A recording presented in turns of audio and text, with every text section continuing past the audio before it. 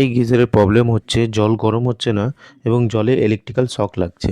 তো আমরা ফটাফট আর্থিং আর ফেজের মধ্যে চেক করলাম, একটা বিপ আওয়াজ আসছে।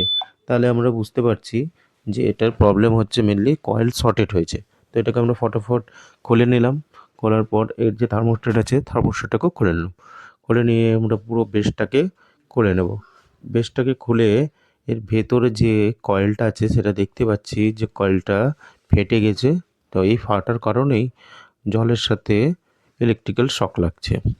তো আমরা কি করব, এই বেসটাকে পুরো অ্যাসিড দিয়ে ওয়াশ করব। ওয়াশ করে ভালোভাবে একে ক্লিয়ার করে নেব, যেহেতু এটাকে খোলা হয়েছে।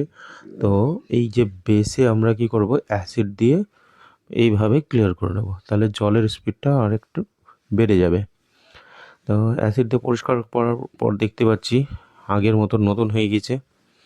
তো এরপর কয়েলটাকেও নতুন চেঞ্জ করে নিলাম। দেখো পুরো সেটটা দেখে মনে হবে একেবারে নতুন। তো এরপরে কি করব, গ্যাসকিট আঠা দেব। এই গ্যাসকিট আঠা দিলে এখানে জল লিক করার সম্ভাবনা অনেকটা কমে যায়।